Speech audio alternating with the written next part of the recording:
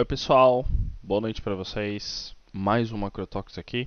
Só para relembrar vocês, a gente tem um material que eu deixei para todo mundo disponível aqui nesses links. Macrotalks desde agosto de 2020. Deixo aqui para vocês mais uma vez. É a última vez que eu trago esse material. Eu fiz a última apresentação no lançamento do Black Arrow com a Active Trades e a Analogica. Eu falei sobre mercado de petróleo. Eu tentei resumir para vocês. Deve estar disponível lá no Trade TV. Então, se vocês quiserem, pelo menos dar um passo de entrada nesse mercado, tá lá. A gente discutiu sobre ser especialista em mercado, sobre ser especialista em alguns ativos, e isso vem em linha com o último especial do Macrotox que eu fiz para vocês nesse lançamento da Active Trades com a Black Arrow, tá bom? Aqui, glossário macro, curso free do Banco Central do Brasil, da Alegria da Active Trades com a cobertura dos mercados aí que a gente faz durante toda a semana, tá bom? Pessoal, muito obrigado pela atenção de vocês mais uma vez.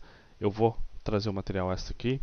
Como sempre, tá aqui, coloquei bastante coisas para vocês acessarem. Aqui está o QR Code e, bom, tem bastante coisa relacionada ao Copom. Esse é o tema da live de hoje. Vou chamar a atenção de vocês a esse conteúdo. Também a gente tem indo depois da reunião do Copom, no dia 29 de junho, a gente tem a reunião do Conselho Monetário Nacional. Então tudo é conectado porque tem a ver com inflação, tem a ver com Selic, tem a ver até mesmo com o cenário político brasileiro, tá bom? Então, fiquem atentos a isso, que nas próximas 2 semanas esse deve ser com toda certeza um grande tema para o mercado brasileiro, devido a essa correção na curva de juros e também no mercado de bolsa, tá bom? Indo para a agenda da semana, o que a gente tem no radar? Tivemos na semana passada, obviamente, alguns outros cenários aí macro que a gente tende sempre a acompanhar, que são os dados macroeconômicos. Então, eu não vou discutir sobre as especificidades de cada um. Eu vou comentar sobre o principal que a gente deve prestar atenção, que é o Banco Central dos Estados Unidos. Teve o Fed na quarta-feira. Na quinta-feira nós tivemos o Banco Central Europeu. E depois, na madrugada aqui em Londres, no Brasil, quase madrugada ali, a gente teve a decisão do Banco Central do Japão. Bom, eu quero focar em dois pontos que eu acho que são importantíssimos para a gente encontrar oportunidades daqui para frente. Eu vou discutir mais para frente os outros bancos centrais, mas num primeiro momento a gente vai discutir o Fed e o Banco Central Europeu, tá bom?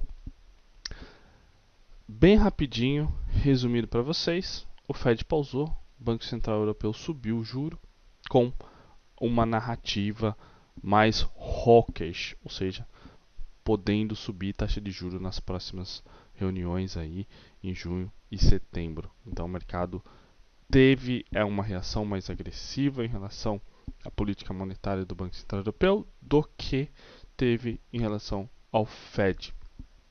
No primeiro momento, naquela decisão do Fed na quarta-feira, como vocês viram, o foco estava totalmente no gráfico de pontos. A gente discutiu isso na última semana.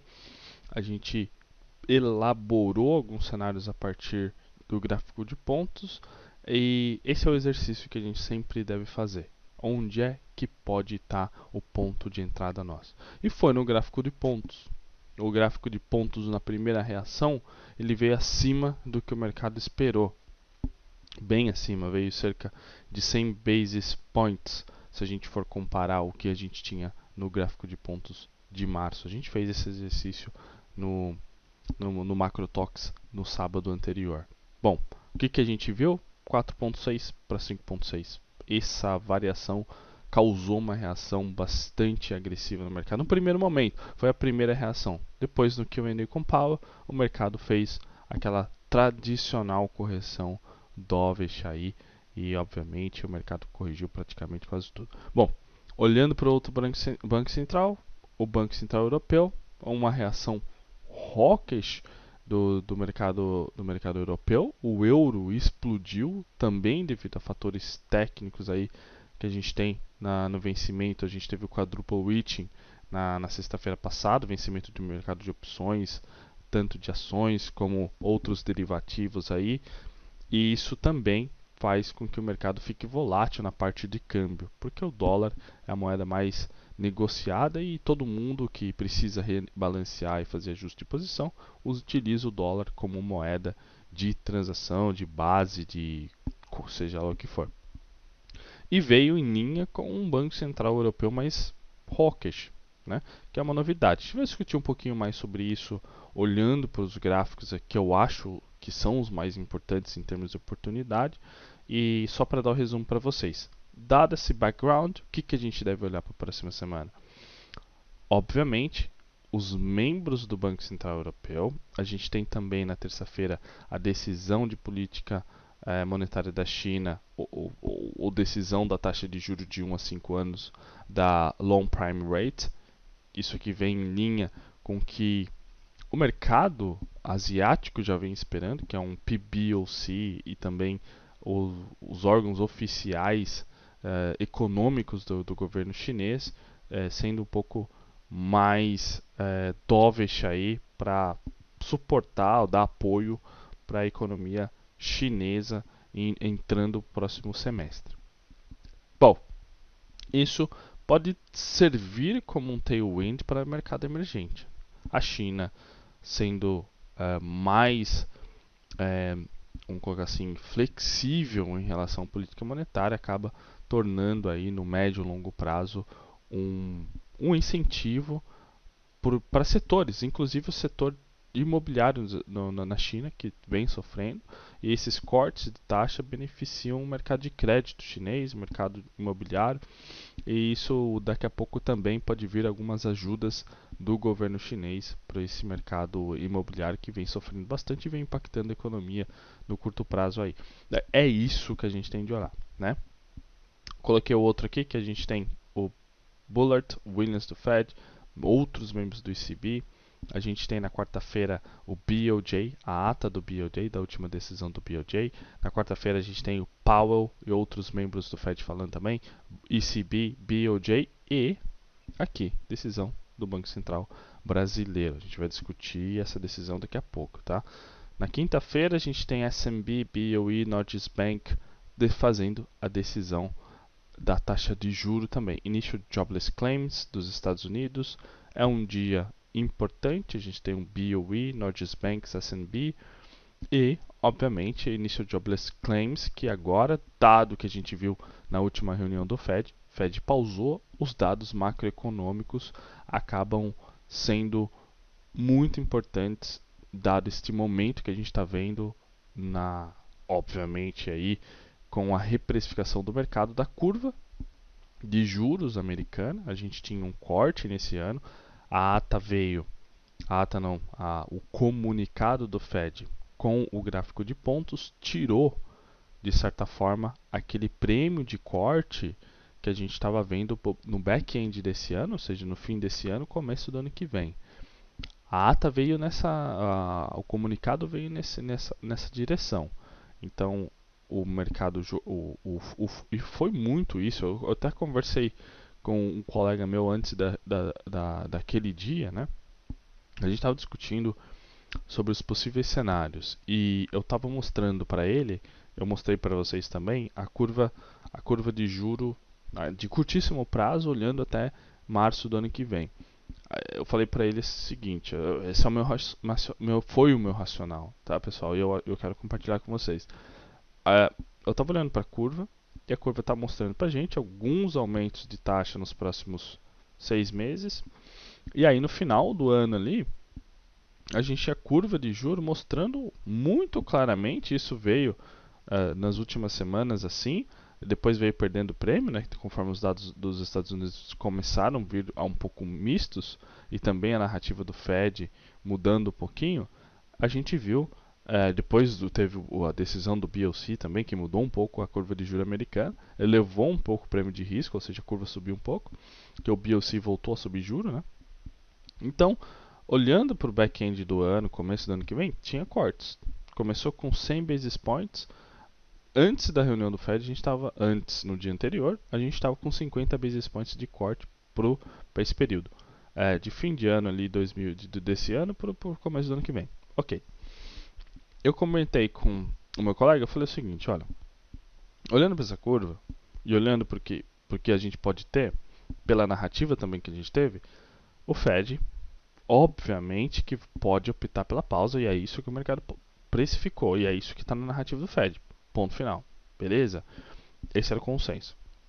A gente olha agora para essa curva, a gente não teve nenhum vazamento até esse momento, então, ok.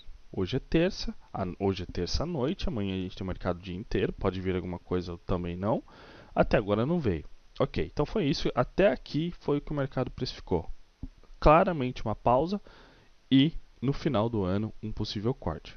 Aí eu falei, onde é que está o nosso ponto de partida para essa decisão? Na minha opinião, é o gráfico de pontos nas projeções. Projeções principalmente de inflação e de taxa de juro.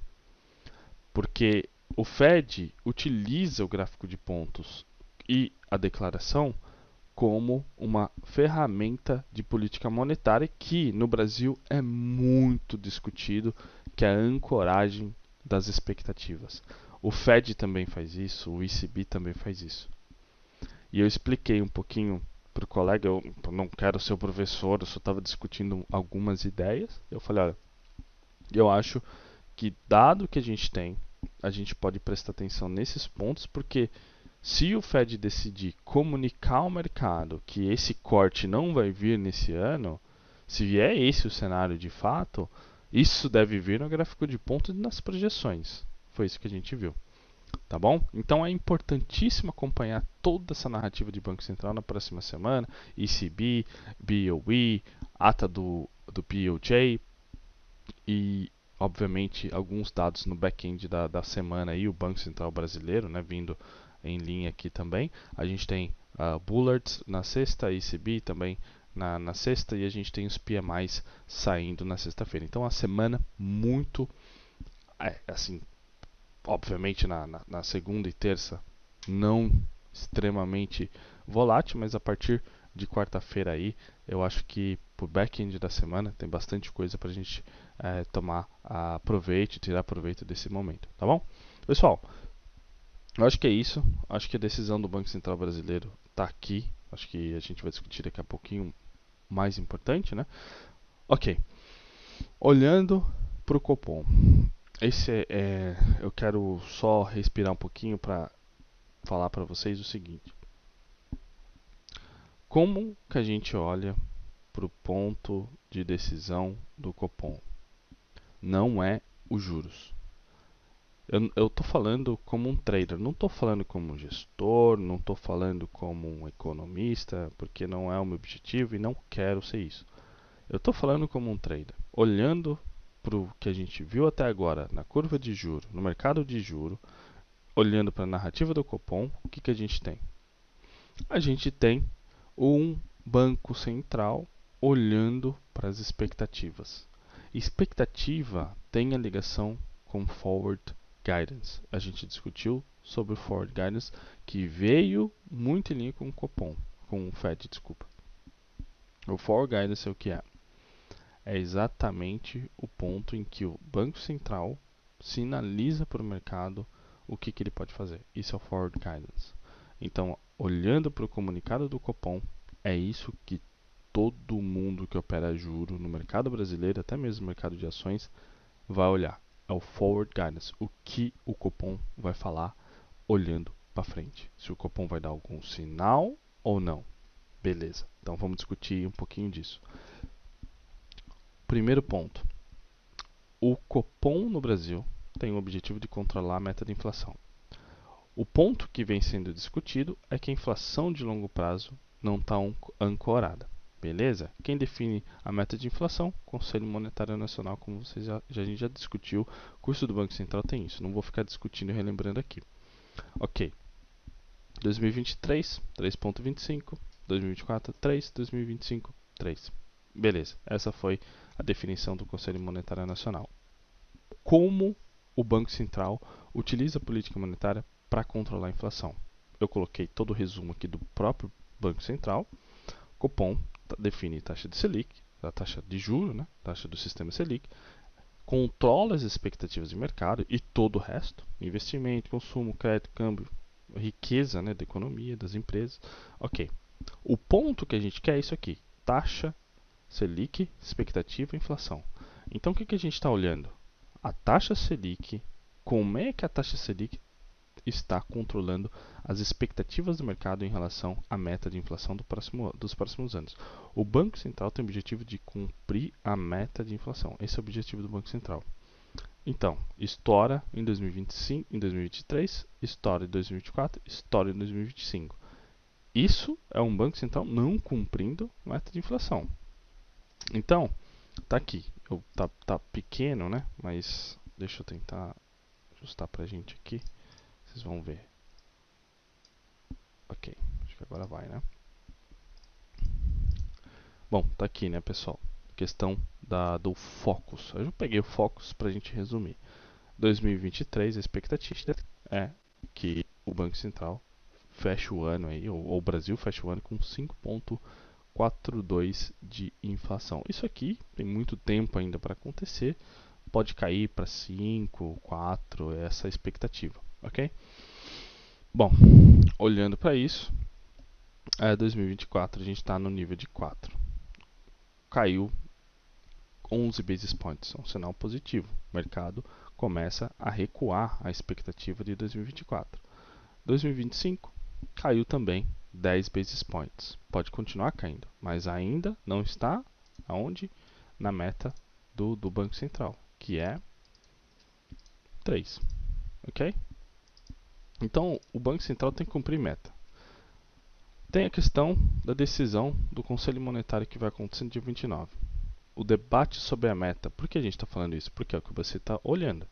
O debate sobre a meta é o seguinte: desancoragem de expectativas, aqui o Gomes do Banco Central disse, se mantém, é aquilo que eu acabei de mostrar para vocês, apesar de recuo na margem. Recuo na margem é aquilo que eu mostrei para vocês também, que recuou 11 e 10 vezes points.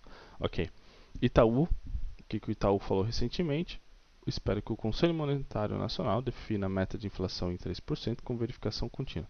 Ok, então o Banco Central, pelo Itaú, pode ajustar não, um pouco da expectativa em relação como essa meta vai ser revista. É isso que o Itaú diz. Não deve mexer nessa questão da meta, mas ele deve mudar um pouquinho como ela é revista. Bom, essa é a opinião do Itaú. Compartilhei com vocês também no artigo extra, no material extra. O CIT melhora na inflação, início de reancoragem pós o rating da S&P, pode antecipar corte da Selic. Veja como as opiniões divergem um pouquinho aqui. Um acredita que, pelo menos o Banco Central está dizendo aqui pelo Gomes, que a desancoragem continua. O Banco Central pode antecipar o corte. Isso aqui tem, obviamente, uma visão de mais setembro ou mais por fim do ano. Mas quando esse sinal vem, tem alguns esperando que aconteça nessa reunião. Tem outros esperando que isso vai acontecer. O corte, a sinalização deve acontecer em agosto ou depois, né?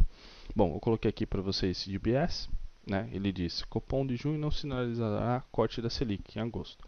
Por que subiu a expectativa de inflação? Porque o que subiu nas expectativas de inflação e não caiu até agora? Ou seja, aquilo que a gente discutiu. A expectativa tem que cair para o BC cortar juros. Essa é a lógica de política monetária. Se a expectativa não for controlada, por que cortar juros agora?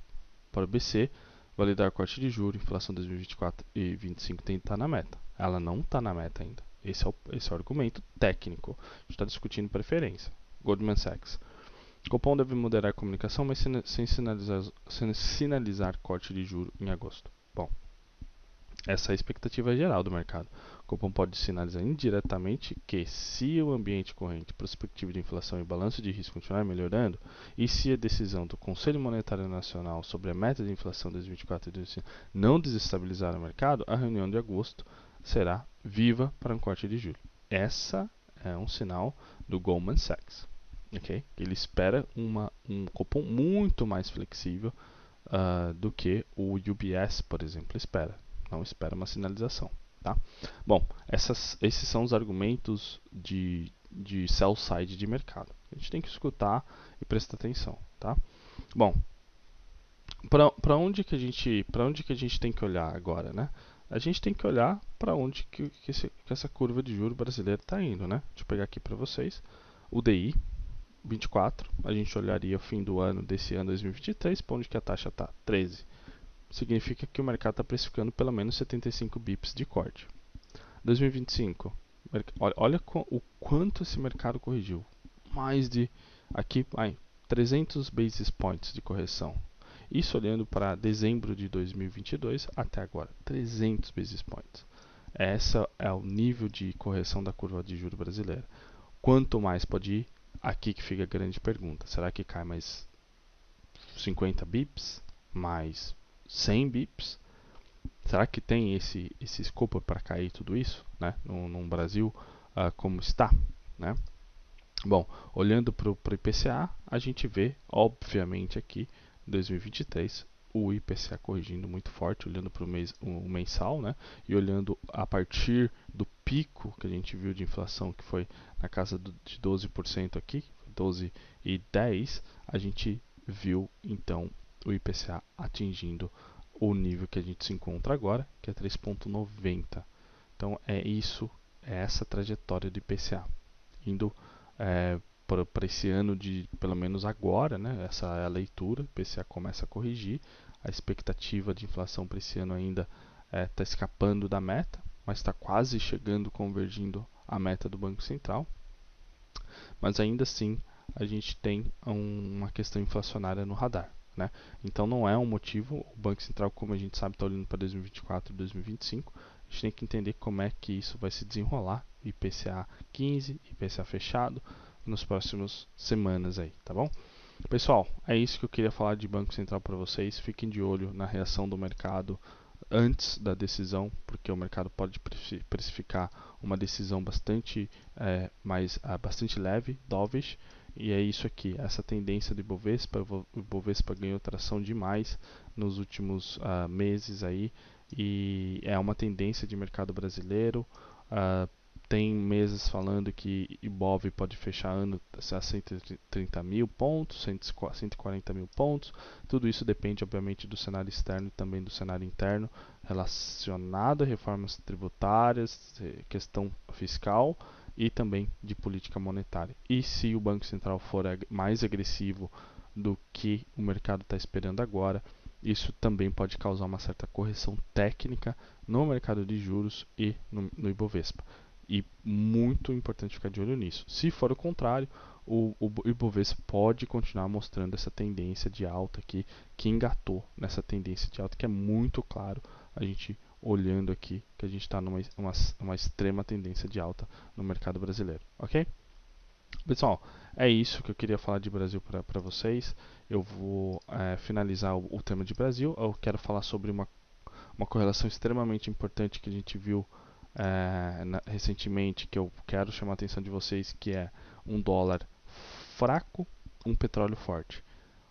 O petróleo é negociado em dólar e a gente viu essa correlação junto com a decisão do Banco Central Europeu, com um dólar forte desculpa, com um euro forte, o dólar muito fraco e o petróleo subindo nesse back-end aí de política monetária. Então aqui está um exemplo muito claro que o driver do mercado de petróleo foi o dólar, o principal driver. A gente não teve nada de extremamente relevante no mercado de petróleo na quinta-feira. E a gente teve as reuniões do Fed, né, que foi um pouco mais dovish depois do Powell. E a gente teve um hawkish ECB na quinta-feira, e isso mostrou, obviamente, que o dólar também ele é extremamente importante para a formação de preço do petróleo, e quem opera petróleo está aqui. A correlação cresceu muito, principalmente em alguns momentos em que você vê o dólar sendo muito fraco, o petróleo commodity explodindo, tá bom? Eu queria chamar a atenção disso aqui para vocês. Comentei isso na live com mais detalhes na live anterior que eu fiz na sexta-feira gravado, né, para pro SST, pro lançamento da Active Trades Black Arrow. Trade TV é o nome do canal, vocês peguem lá, tá bom? Bom, o Fed. A gente já discutiu o Fed, a projeção veio acima. O que aconteceu? Exatamente isso.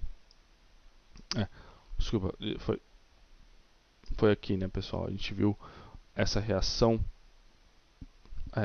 hawkish do mercado. O mercado fez o pullback depois. O ECB depois virou todo o mercado. Mas o mercado mais interessante para a gente acompanhar, obviamente, é o mercado de bolsa dos Estados Unidos, né? A gente teve uma correção muito grande no mercado americano aqui. É o mercado americano em bullish market muito claro, muito claro. Tá aqui. Estou pegando o Nasdaq S&P 500 para a gente ver. É muito claro o movimento de alta no mercado de ações. E eu sempre falei para vocês, tinha gente que ficava na fé que o mercado estava em bear market. Eu sempre falei para vocês disso, né? É o Perma Bear e o Perma Bull, né? O Perma Bear é aquele que sempre é bearish e o Perma Bull aquele que sempre é bullish. E aí, obviamente, as pessoas ao longo do tempo elas acabam mudando de opinião, né?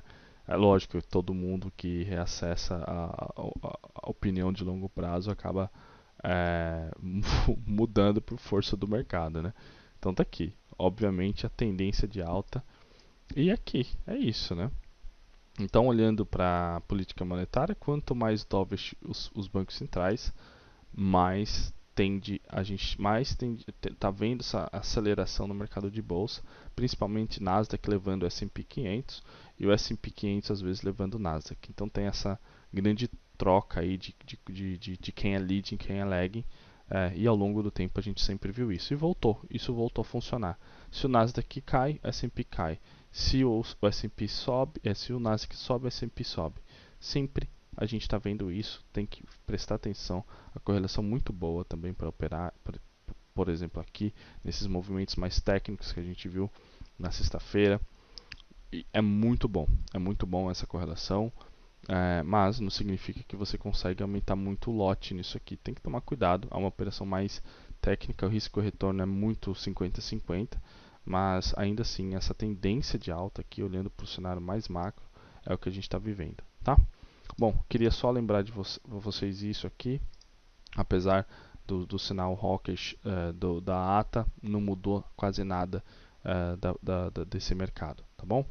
Bom, ECB hawkish, como eu já falei para vocês, o euro pode ser uma moeda extremamente importante para a gente nos próximos 3, 6 meses.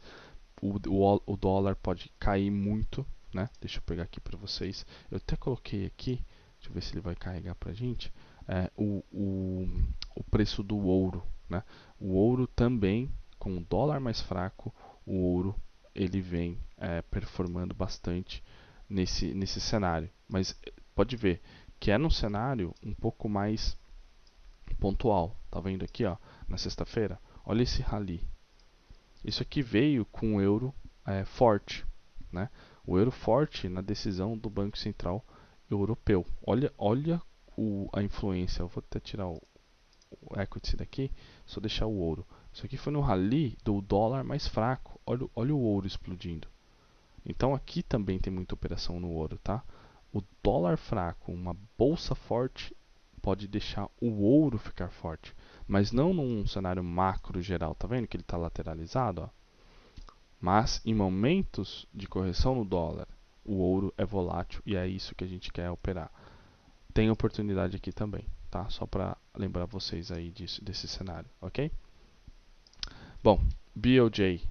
BOJ, eu peguei o gráfico do JPI aqui também e foi uma reversão, né? Porque o mercado tinha uma certa expectativa de que o BOJ viria com um ajuste da política de curva de juro, né? O Yield Curve Control. Isso não aconteceu.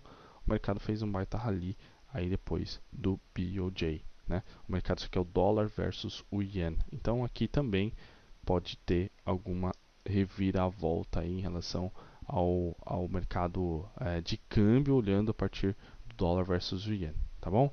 Aqui significa o quê? O mercado estava esperando uma certa um hedging nesse período. A gente pode, não estou fazendo explicitamente aqui falando para você, pessoal, isso aqui é hedging de fato, não. Isso aqui obviamente tem um fator mais técnico de exposição de mercado ligado aos bancos centrais aqui, né? Teve o Fed, depois a gente teve o ECB, e aí o mercado também se antecipando para a decisão do BOJ, e quando veio, na realidade, veio nada, não teve nenhuma mudança, o dólar ganhou força, mesmo o dólar estando fraco. Então aqui também é um pouco mais técnico, é um pouco complicado de operar isso aqui. Isso aqui é ok de operar, mas ainda assim bastante complicado, porque não teve um trade claro, foi um trade bastante técnico nesse período aqui, mas para aquele que consegue entender esses momentos mais técnicos aqui, olhando a partir, seja lá, padrões gráficos e de virada de price action nesses momentos, eu acho que o buscar por uma oportunidade de long dólar versus yen fazia muito sentido, dado o que aconteceu de posicionamento e depois da decisão do BOJ. Tá bom, pessoal? Fiquem de olho nisso.